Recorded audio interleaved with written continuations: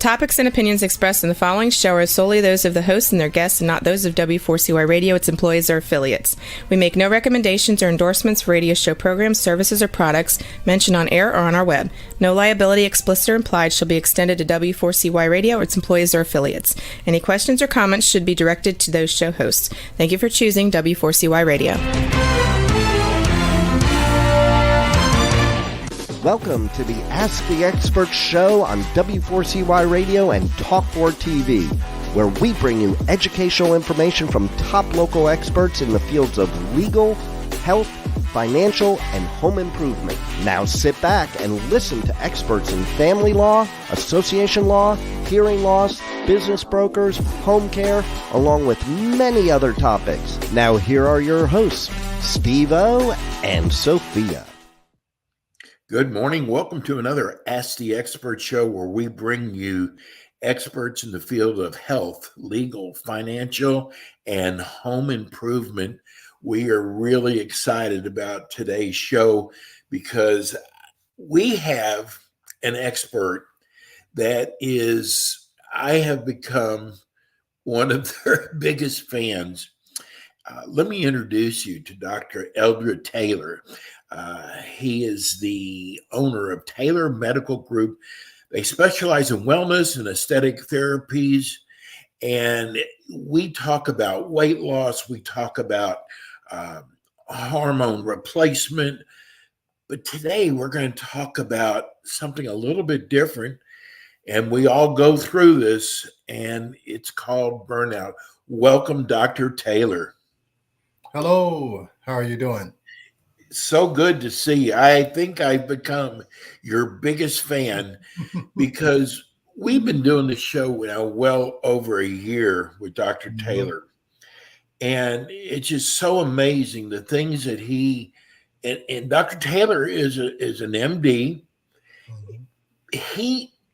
His theories are different than some of the other doctors in the fact that it just makes sense, whether it's weight loss or hormone replacement. But today we're actually going to be talking about burnout, and they kind of all intertwine with each other. But before we get started, Dr. Taylor, tell us about your practice. Yes, the name of our practice is the Taylor Medical Group. It's actually me and my wife. We're both physicians, and I'm originally trained as an obstetrician and gynecologist, and my wife was trained as a psychiatrist and a family medicine doc. And just through life, we've been practicing over 30 years. And just through life, we've decided, or we discovered that a lot of the things that we learned in medical school, they really don't help patients get well and stay healthy. And so I became very interested in bioidentical hormone replacement.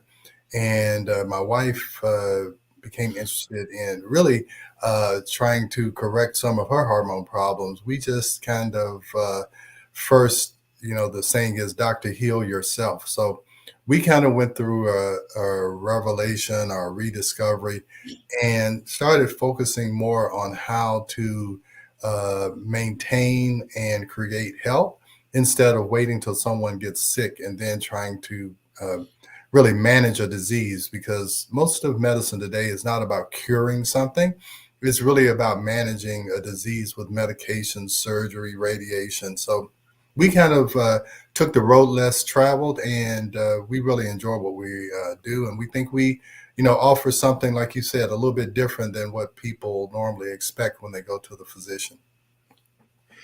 I want you we're going to be talking about burnout today, but you told me something so interesting on our last show, because I haven't been real happy with my provider. I just haven't been that happy. And I said, what kind of doctor should I look for? And you said functioning. Mm-hmm. And I had never heard of that before, Dr. Taylor. Yeah. But it makes so much sense, though. Yeah. Well, yeah, what we practice, some people call it integrative medicine, alternative medicine, functional medicine. And functional medicine is trying to help patients maintain normal function for as long as possible. Again, you can have disease medicine where you have to cross a certain line in order to be classified as a disease. You look at lab reports and, they'll say you're in the normal range. Well, if you've lived your whole life at the highest end of the normal range and now you're at the lowest end of the normal range, you're going to notice a difference in function.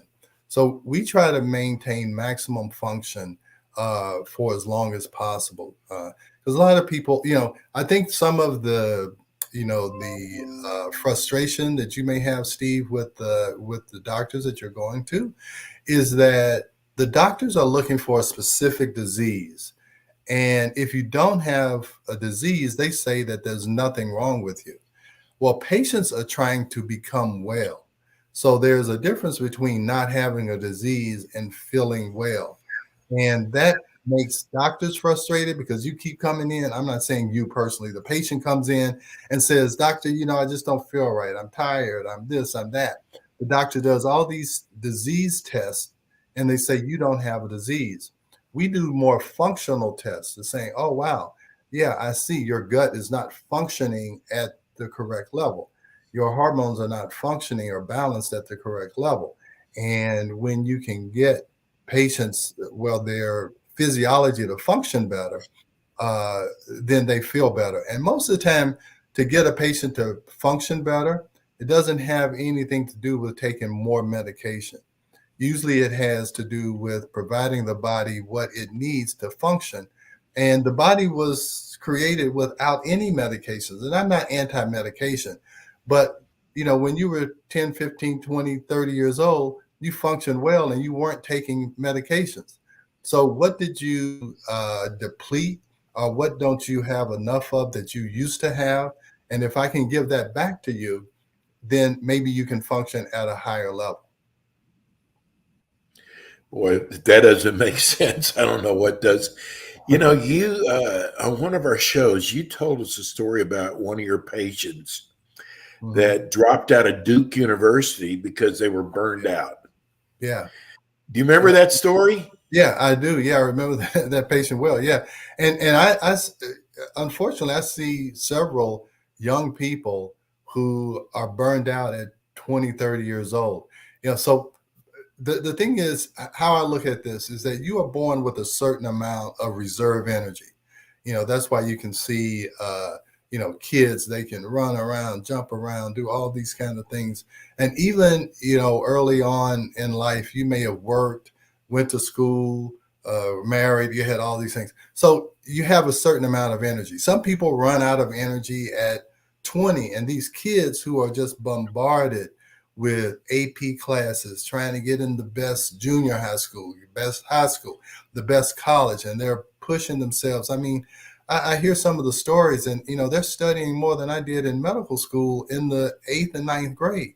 And sometimes you just don't have that much energy. And then after school, they're in travel baseball, they're in all of this stuff that requires an enormous amount of energy. And how do you regain that energy? Is by what you eat.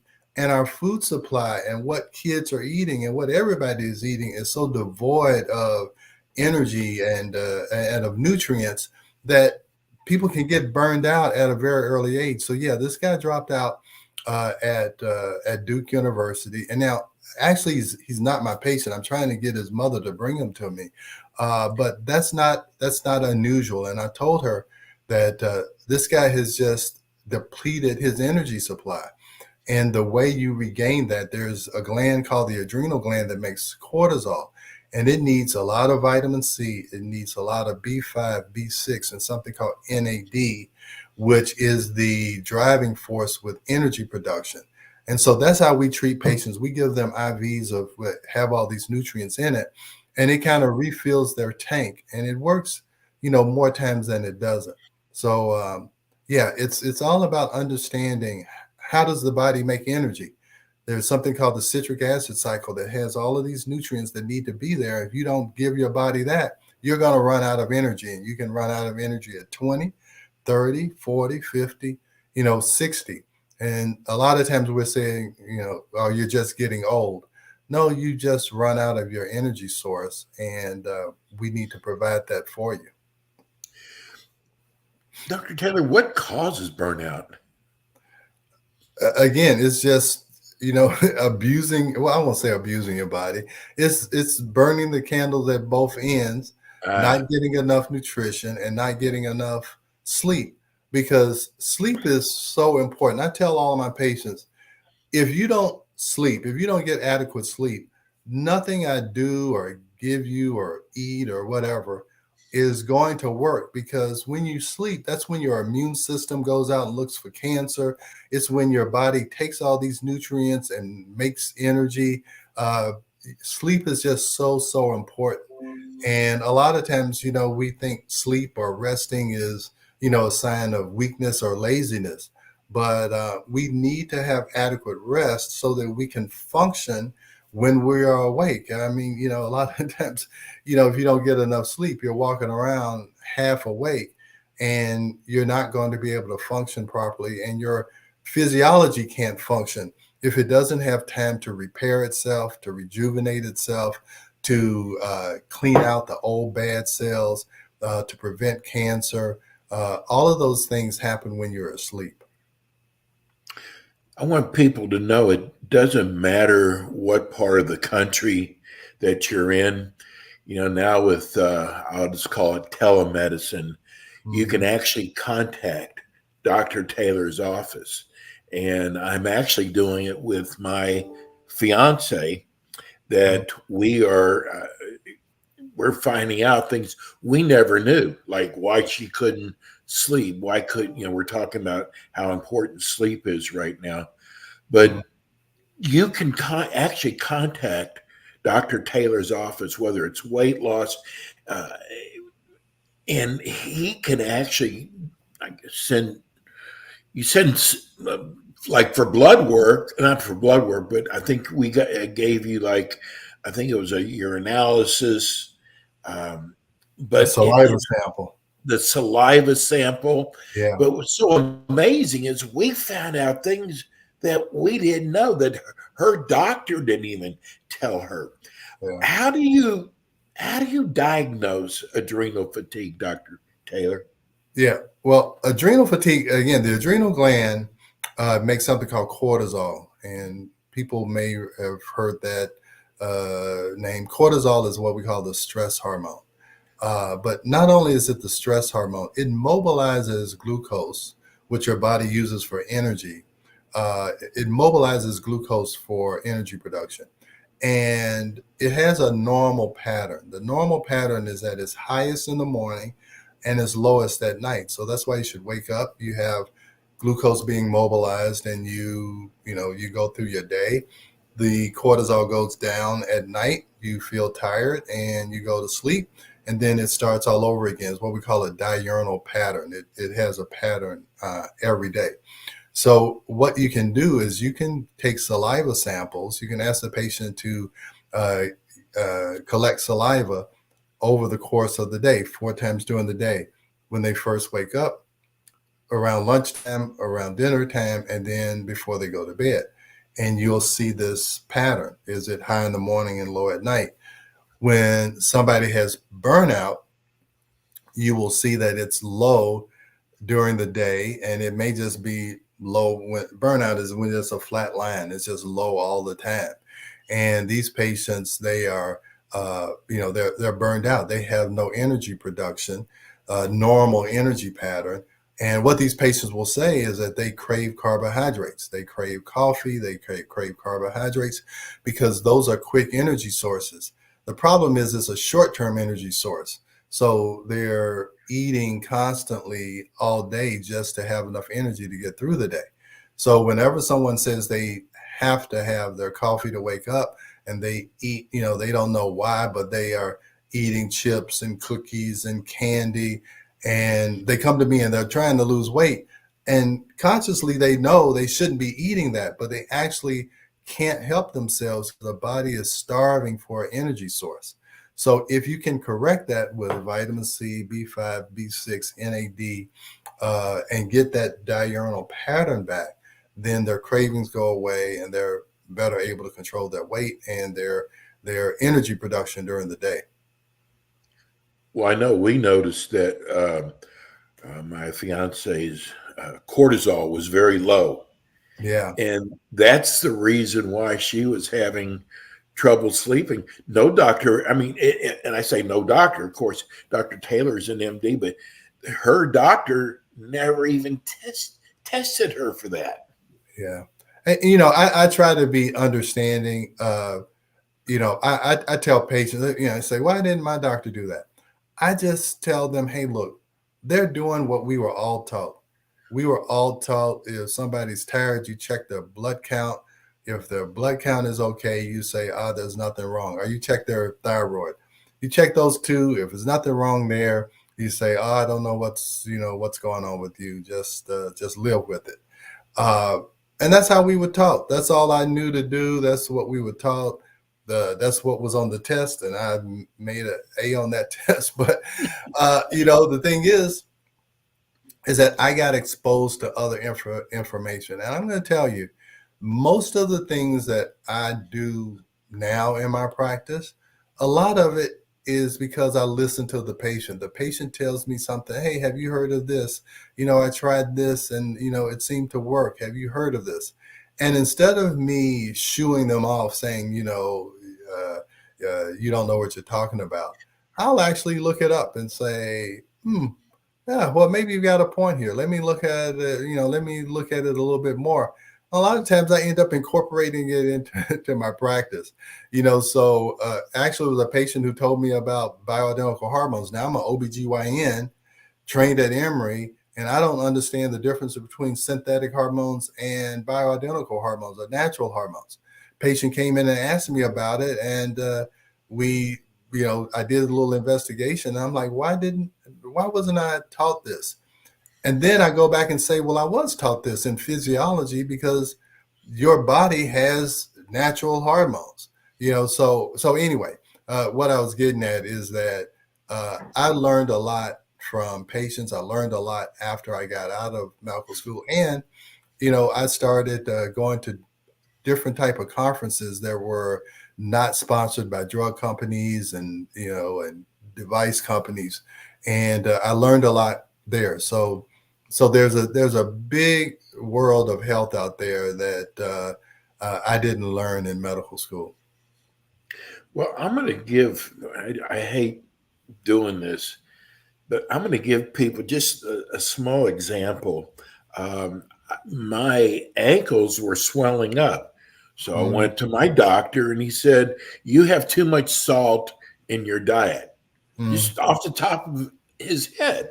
And he didn't really even do anything at all, just too much salt. It turned out it was a lot more serious than that. Oh, wow. And it's like you say, you want to find out what the cause is. You don't want to just brush someone off and say, oh, too much salt. And I guess that's why I've become such a big fan of yours is, you've really done your homework, Dr. Taylor. Yeah. Thanks. Hey, speaking of this doesn't have anything to do with burnout, but I got a call a week and a half ago from a patient who wanted to thank me. I sent out a newsletter about plant-based diets. I don't know if you know what that is. That's taking some of the meat out of your diet and replacing with plant. So she called me. Now her husband I know this is another subject we talk about, but I had to tell this story. So her husband had ED, erectile dysfunction, for 7 years. Her husband was actually 78. She's actually 68. So she's 10 years younger than him. 7 years he had ED. So I sent out this newsletter about plant-based diet. So the wife said, hey, this is, we've been talking about this. Why don't we give it a try?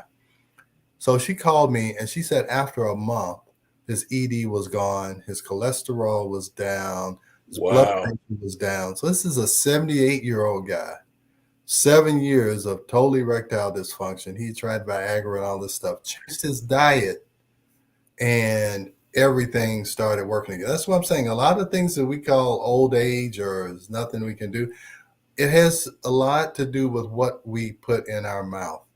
What kind of food do we eat? What kind of nutrition are we getting out of our food? So that was really amazing. And I mean, this patient, the wife, she was overjoyed, and her husband was like had a new leaf on life Yeah, at really. 78. And so I'm going to talk some more about plant-based eating. I think that's something that really people need to know about, because that is how you restore energy. We're talking about burnout. You have to eat food that has nutrition, that has nutrients in it. So I just had to tell that story.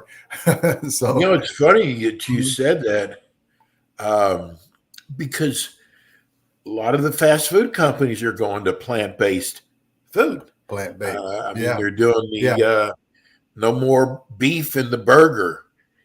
Right. And so Right. we're hearing a lot about that. Yeah. And we should do a show just on that, Dr. Taylor. We really should. I become very interested, and in that newsletter I said I can't call myself holistic or functional without talking about plant-based diets. And I'm going to tell you, there's some interesting documentaries on about how our obsession with meat is killing the planet, because we have to have so much corn and food to feed the cows in order to get steaks and chicken or whatever. And it's taken away a lot of our farmland. It's causing a lot of problems with the environment. And, what they're saying is that if we would just eat what the cows and the chickens were eating, we would get the nutrition without having to eat the cows and chickens. That makes So sense. you're like, well, how do the cows and chickens grow? It said we need to cut out the middleman. We just need to start eating more plants. And I'm telling you, I have become a big proponent of plant-based diet. Our family, really, my wife and my kids, we've all kind of adopted that, and we eat meat very seldomly. Really, we eat it if we're out and have no other choice. And I'm going to tell you, it helps you to control your weight. It makes you feel better. It makes things work better, like it did in the 70-year-old guy. Right. Things are working better again. So, yeah, we should do a show on it. Dr. Taylor, tell everybody how they can reach you. Yeah, well, my website is taylormedicalgroup.net. And make sure you put the .net, not .com, or you'll be seeing some law group. So taylormedicalgroup.net. You can call the office at 678-443-4000. But if you're interested in an appointment or a telehealth, you can book that online at your convenience 24/7. It's right there on every page. Just click on book now, and you can see the telehealth appointments if you're in the Tampa area or wherever you are. But those are the two ways you can get in contact with. And you can also email us at info@taylormedicalgroup.net. Dr. Taylor, I'm so glad we have you. Dr. Taylor will be back with us again next month. I have a feeling I know what the topic is going to be. And Yeah. Yeah. Mhm. Dr. Taylor, thank you so much. All right. And we'll see you again soon. All right. Thank you so much, Steve. Thank you for having me. Your bet.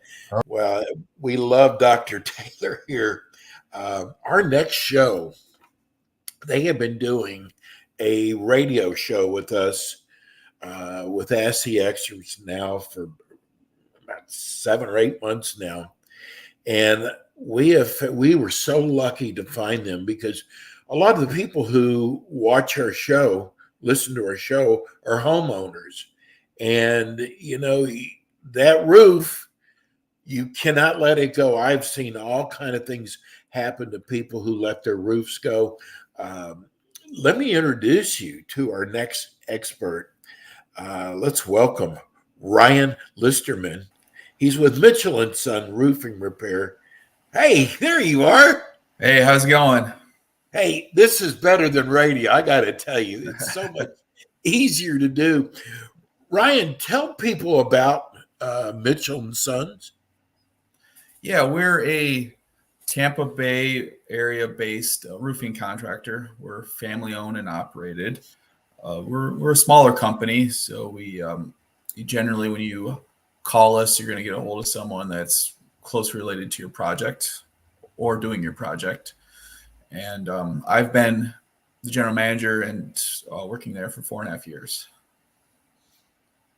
Well, I got to tell you that when you had the radio show, we actually had someone called whose house you did and just spoke so highly of Mitchell and Sons. And we're going to educate people about roofing repair, because Ryan, people sometimes just let the roof go and it becomes even a bigger problem.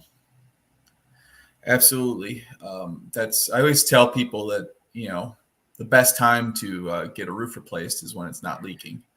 Because, because if you let it go, there's that small leak that you're just starting to see. It's probably been there for a long time and has been rotting the wood. And once we tear the roof off, we're going to find that rotted wood, and that's going to drive up your repair costs. Well, guess what's right around the corner? It's storm season, and I got to tell you, God, I'm here in South Florida.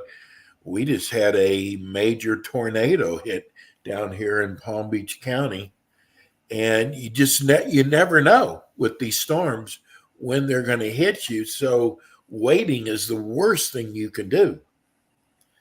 Yeah, I've even had people in the past kind of half jokingly, but I don't think they were joking that much, say that they're just going to wait until the hurricane blows the roof off so they can get the insurance claim.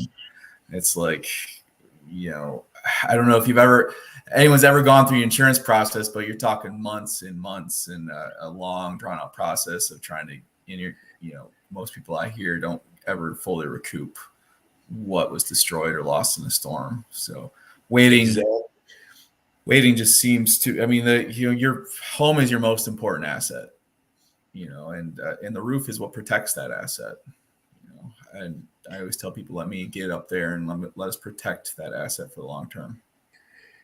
Now, Ryan, if someone thinks they're having a problem, and I need to know, what should people do when they think they have a roof problem? I mean, should they get up on the roof? No, they should have you come out and check the roof, right? Yeah, I would suggest that you have a professional come out. I'm not going to charge you to come out and take a look at your roof and give you my opinion. And it's not just a safety issue of climbing up on your own roof, because many people are capable, but a lot of people don't quite know what they're looking for. Anyone that's an expert in any field has probably heard plenty of self-diagnosis of issues, and it's usually way off the mark. You're just kind of grasping at straws. You're not going to get quite.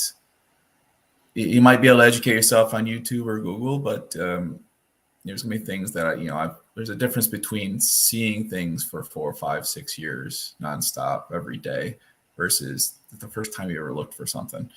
So there's a lot of stuff I've seen, and there's a lot of stuff we've fixed, and I've seen the results of homeowner special. We call the homeowner special, where the homeowner gets up there, they try to fix it. They don't even come close to addressing the issue, and all they've done is waste their time, some of their money, and incurred even further damages. Ryan, there's all kinds of companies out there, and there's some of them just come right to the door, and you don't know who to trust. That's why we have experts like Mitchell and Sons come on our show. That there's companies out there that you can rely on, like Mitchell and Son. What are some of the things that a homeowner can do to make sure they pick the right roofing contractor? Absolutely. It's a great question. I actually wrote a book on this topic. Okay. Yeah. The title of the book is How Not to Get Ripped Off by a Contractor. And I feel like there's not a lot of great information on this topic.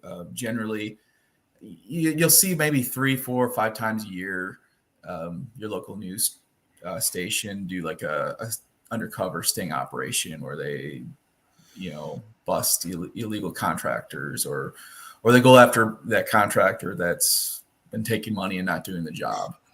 And usually at the end of the story, the journalist might say something like, make sure that your contractor is licensed and insured, and that they have good reviews and stuff like that. And it's usually kind of very basic information that I've been around this industry a while, and I've seen companies with great reviews. I've seen companies that are licensed and insured that have defaulted mid-project, and all of a sudden the homeowner's left with a half-finished project and a bunch of money that they've put out.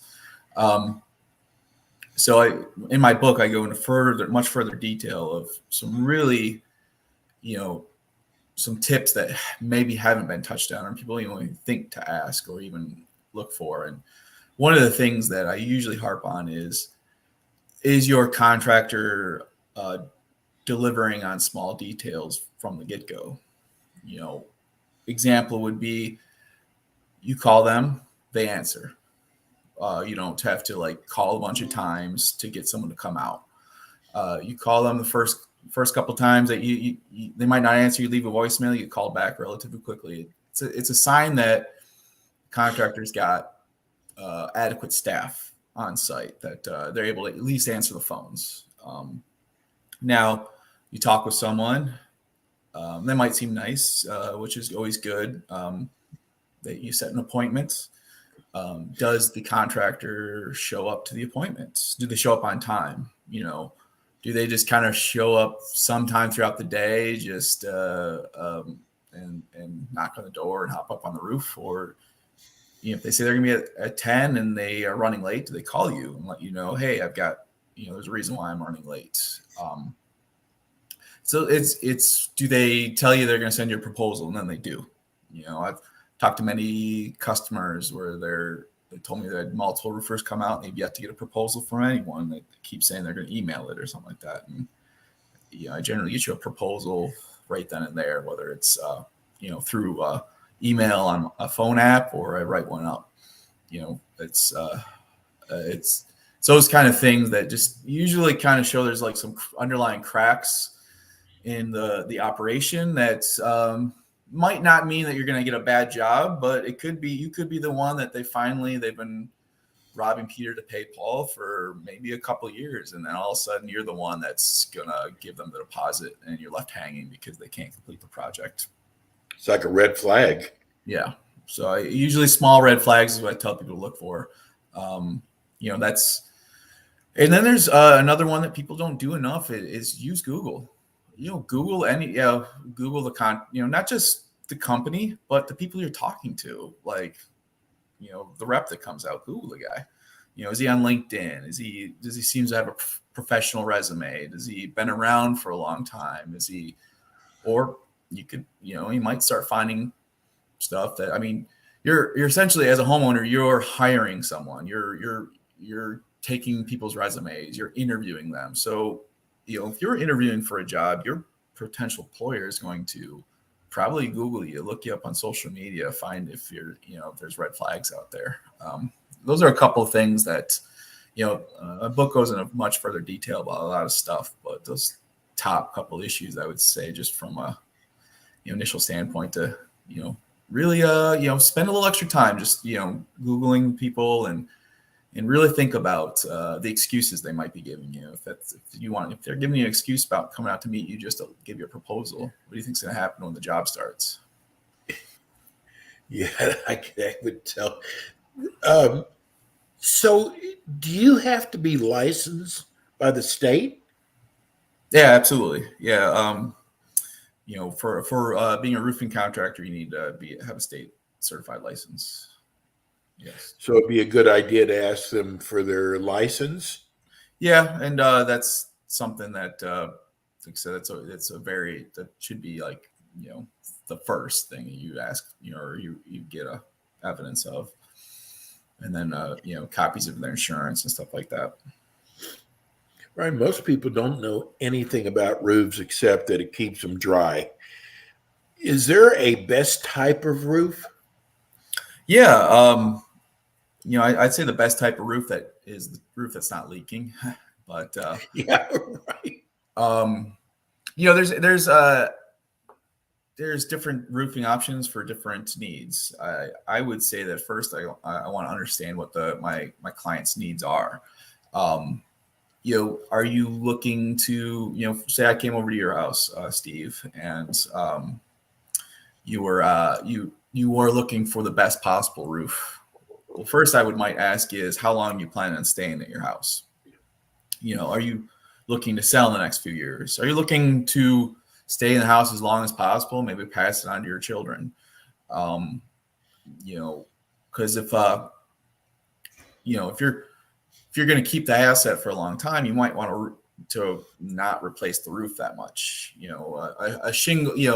No matter what roof I install in your home, it's going to meet the Miami-Dade building codes, which require the roof to withstand a certain level of wind lift, no matter what material is up there, whether it's metal, whether it's shingle, whether it's tile, whether it's a TPO or something like that.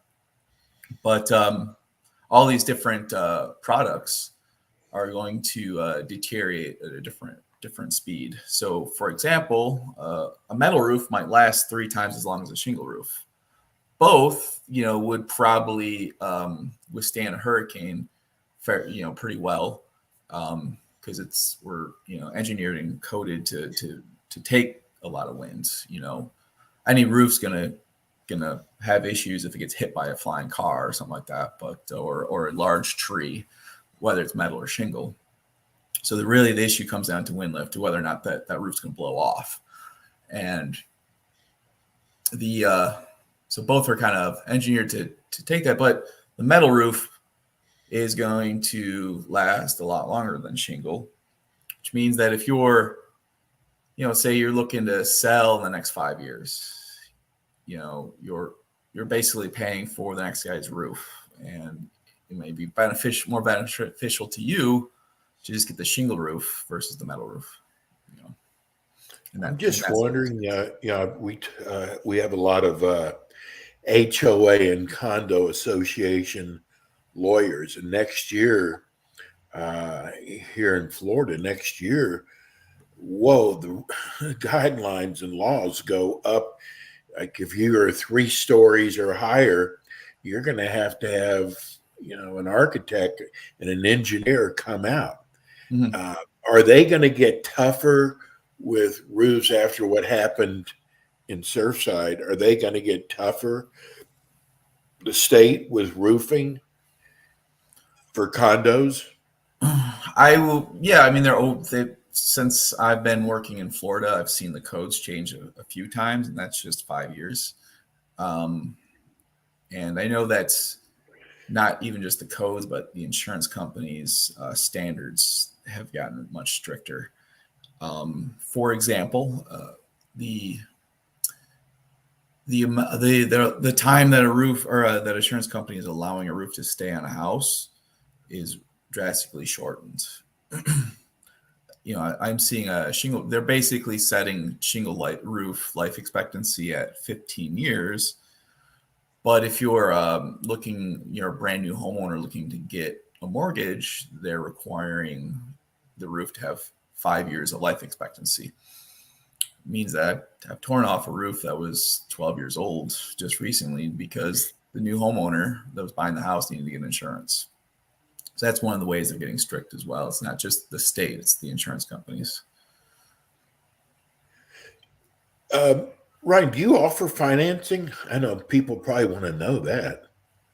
Yeah, I have 36 different financing programs I can offer you. Wow. I work with a variety of different banks, a variety of different programs. I can get you, any need you have, whether it's bad credits, you're looking for great interest rates, you're looking for the least money out of pocket up front. I can meet any need when it comes to financing. I'm starting to see now these solar panels on top of roofs now. Do they do damage to a roof? So that's a great question. You know, I'm actually partnered with a solar contractor. You know, solar companies generally need a roofing license as well as a solar license, and we actually certified a solar company's roofing requirements for their business, which means that we warranty their brackets and the actually the fastening of the panels to the roof. You know, we don't do anything with the actual electric or the panels themselves or the hookup, but you know, if the brackets are installed incorrectly, yes, you can cause a lot of leaking to the house. Or if the brackets are installed correctly, but to a very old roof, you're going to basically be taking this very expensive system off the house, installing a new roof because your insurance company has sent you a letter telling you have to, and then you're going to have the solar panels reinstalled to that roof. And you know, it's very can be very, very costly. I'm doing a project like that right now. How long does it take to replace a roof? Yeah, the roofing project itself can vary depending on the type of roof, but your average Florida home that's getting where we're tearing the shingles off and we're putting new shingles back down, you're looking at a day to 2 days. You know, and I generally can get to someone within 2 weeks. So from you calling me to us having your roof completed, you know, I could have you in 2.5 to 3 weeks, no problem. And that's with permit closed and all that stuff. How long, you know, I'm just thinking, how long does it normally take to, how long should a roof last? I guess in Florida, because we do have weather problems here. Yeah, I always answer that question. Florida's unique.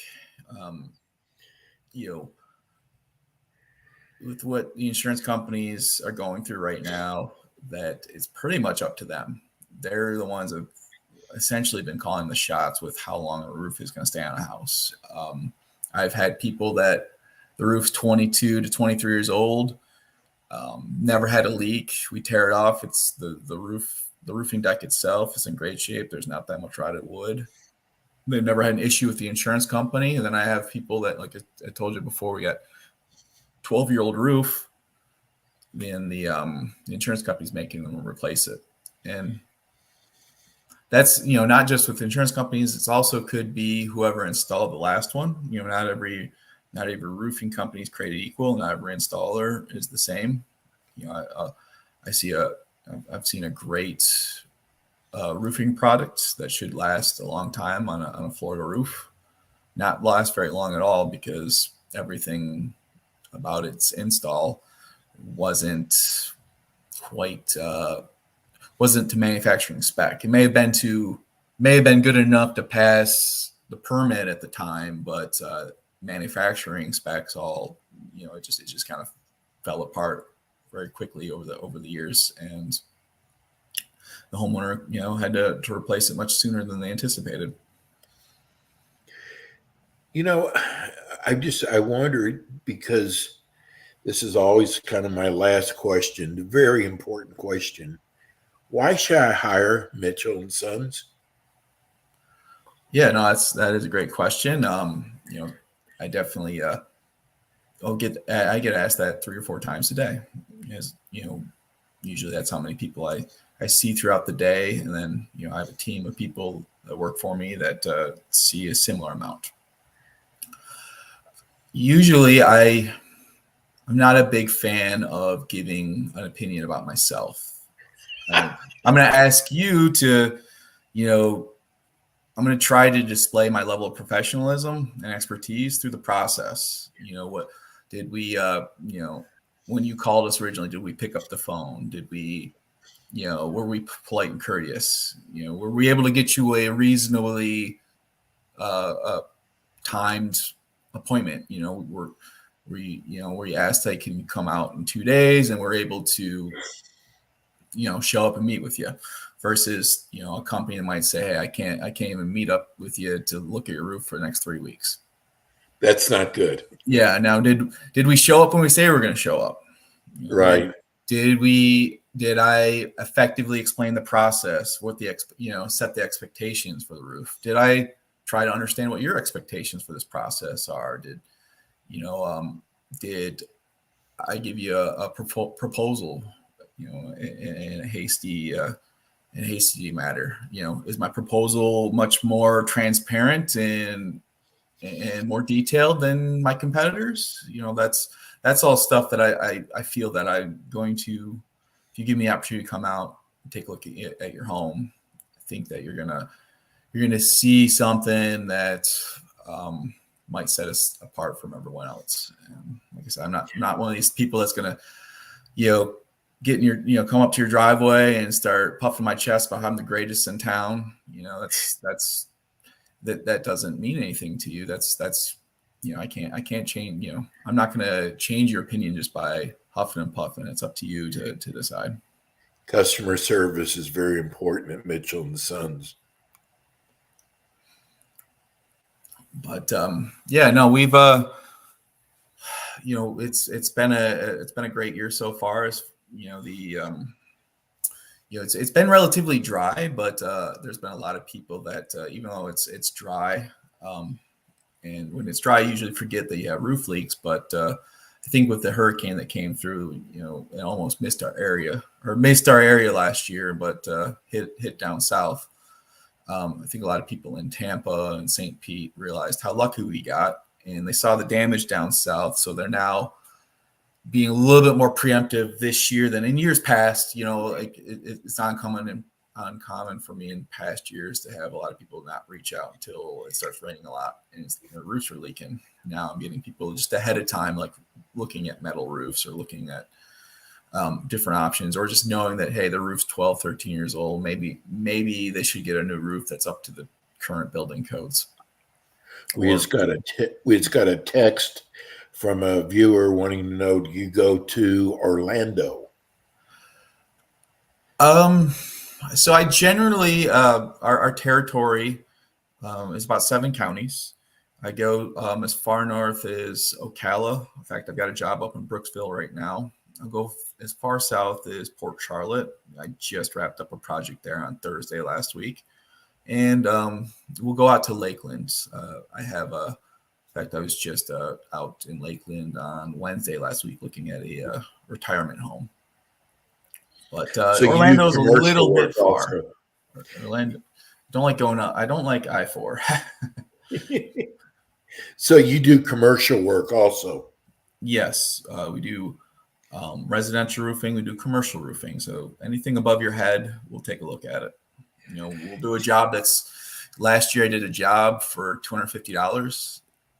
It was just and then we also did a job that was close to $500,000. It was the size of a football field. Wow. Tell people how they can reach you. So you can find us at mitchellandsonsroofing.com. We're on Facebook. We're on Instagram. And then you can also give us, you can give me a call directly at 810-706-0532. That's my personal number. So I've, love to answer any question you have. No cost for me to come out and take a look at it. If you're unsure whether the roof's old or not, you just want a fair, honest assessment, I'm gonna, give me a call. I'll come out, look at it, and I'll tell you whether it's got a few years left, and I'll even give you whether or not you're ready. I'll give you a price point just so what it would cost. In this year or next year. Well, Ryan will be back with us again next month, and we're here to educate you about roofing. And just Mitchell and Sons, what a wonderful company.